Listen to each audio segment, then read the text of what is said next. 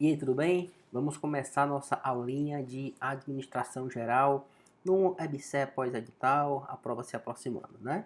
De forma mais específica, a teoria das relações humanas. Tô com a voz um pouco ruim, mas vamos conseguir chegar lá, tá? Peço que você se inscreva no canal se ainda não for inscrito e deixe o teu gostei, assim você me ajuda, assim como eu estou tentando te ajudar, certo? Bora lá!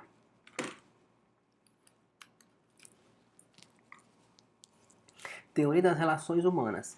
A teoria surgiu nos Estados Unidos e é resultado das experiências de Elton Mayo e foi um movimento contrário à teoria clássica da administração, certo? Principais pontos aqui que você já deve salvar, você deve levar, você tem que ter. Você tem que saber que foi essa experiência de Hawthorne, certo? Tem que saber o nome do autor, Elton Mayo, e tem que saber que era um movimento contrário à teoria clássica da administração. Como é que foi esse estudo, essa experiência de Hawthorne, né?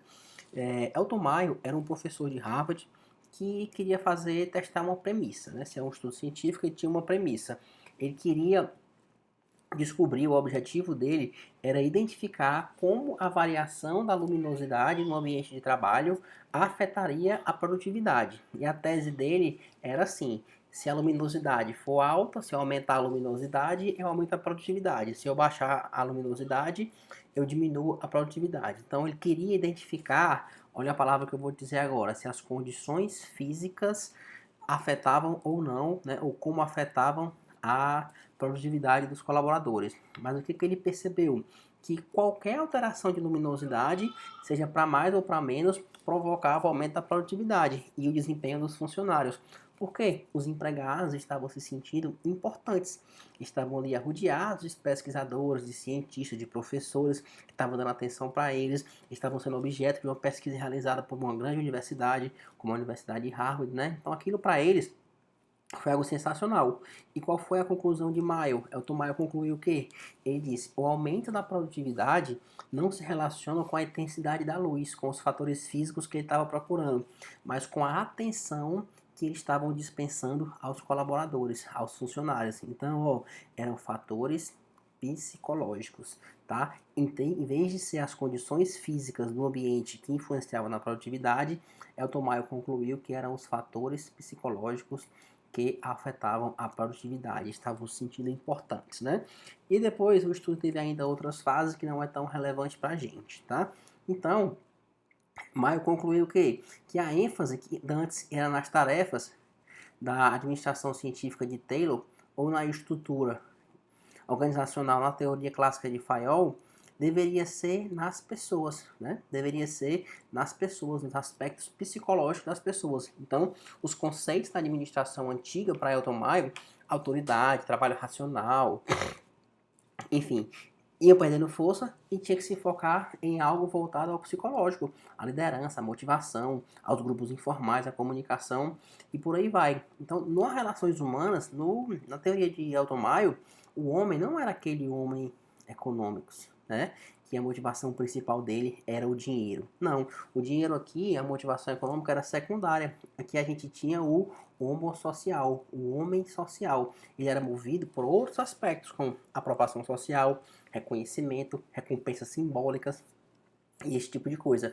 O dinheiro, a motivação financeira acabava ficando secundária, tá? E um ponto também importante, um aspecto importante, é que na teoria das relações humanas, quanto aos objetivos das pessoas, dos colaboradores e da organização, eles têm que ter uma certa identidade. Então, qualquer conflito que exista entre esses objetivos deve ser mediado para que fiquem mais páreos, mais identificados uns com os outros, tá bom?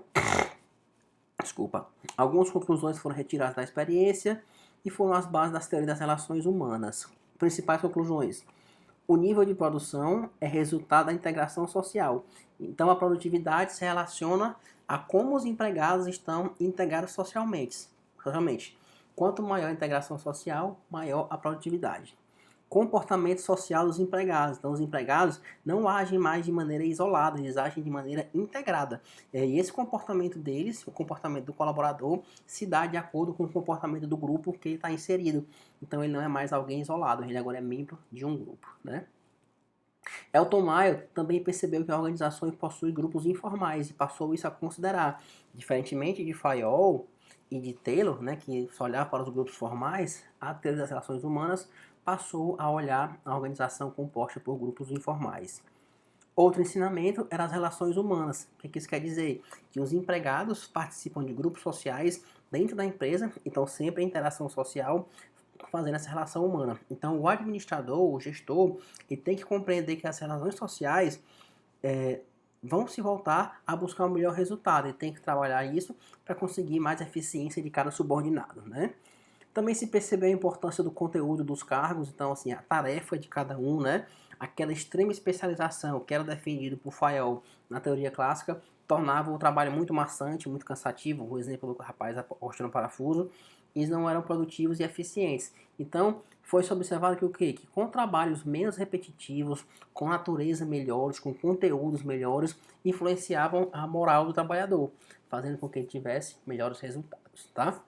Passou-se a se dar ênfase nos aspectos emocionais, então os aspectos irracionais e emocionais do funcionário são a ênfase das relações humanas, não é mais a ideia de estrutura ou só de tarefas, e o comportamento humano deve ser entendido para que se alcance os melhores resultados da organização, tá? Tem muito professor e muita escola que diz que os pensadores, né, os autores da teoria das relações humanas ficaram conhecidos como sociólogos da organização, tá? Por causa dessa ideia de considerar os aspectos emocionais. E por fim, se percebeu que uma supervisão mais cooperativa aumenta a eficiência. Então, o supervisor, o gestor, ele tem que ser capaz de motivar os funcionários mediante uma abordagem mais amigável e mais aberta. Então, esse interesse pessoal dedicado ao funcionário acaba por aumentar a eficiência, beleza? Críticas à teoria das relações humanas, né? Teve suas vantagens, seus lados positivos, mas obviamente também surgiram muitas críticas à teoria das relações humanas. Para os estudiosos, a teoria das relações humanas ignorou aspectos importantes da administração científica e da teoria clássica. Ora, apesar de ser sistema fechado, né, lá, só olhar para si, não ter grupos informais, foram a base da administração. Então, quando o Elton Maio ignora esses aspectos importantes das outras escolas, né, por nascer justamente em oposição àquela abordagem mais clássica, ela perde todos os aspectos positivos das duas escolas, e que não eram poucos, eram muitos, né? Era a saída do método rudimentar para um método científico, no caso aí de Taylor. Outra crítica é a concepção ingênua e romântica do operário. Então essa teoria considerava que o funcionário feliz, integrado ao ambiente de trabalho, naturalmente se tornava produtivo, o que de fato não é 100% verdade, né? Outra crítica é a ênfase exagerada nos grupos informais. Então, essa teoria, ela não só passou a considerar os grupos informais, como passou a dar uma ênfase muito forte, acreditando que isso repercutia positivamente na produtividade individual, né? Mas depois se percebeu que a boa relação dos grupos informais não é garantia de aumento na produtividade. Outra crítica é a limitação do campo experimental, né? Os experimentos aqui das relações humanas se limitavam às fábricas, então impossibilitava de eu pegar aqueles resultados obtidos e aplicar em outros tipos de organização, que trouxe um pouco de descredibilidade para as conclusões. As conclusões também eram parciais, tá? Se por um lado a abordagem clássica não considerava a administração informal, aqui foi muito o oposto. Então se restringiu muito a administração informal, deixou de lado a organização formal, claro, os resultados foram parciais e consequentemente insatisfatórios, né? Outra crítica é a visualização inadequada dos problemas industriais. Então, qualquer ideia que essa escola focou tanto na pessoa que acabava se desviando da função social dos problemas. Então, tinha uma interpretação muito distorcida dos problemas industriais. Focava muito na pessoa e esqueceu a organização. Outra crítica: ilusão em acreditar que os empregados estavam sempre interessados nos mesmos interesses da organização, né? Não é bem assim. Tinha que se resolver os conflitos, mas tinha uma visão muito romantizada que os empregados estavam sempre com os objetivos iguais da organização, o que não era verdade, claro, trouxe ineficiência, né?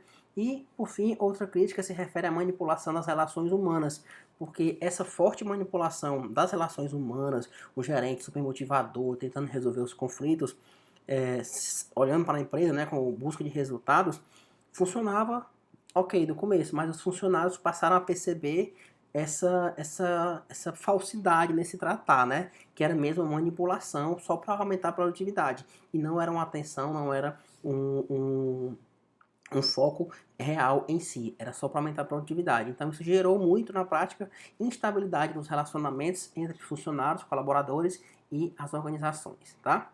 É isso, são esses os principais aspectos que eu quero que você leve para a tua prova.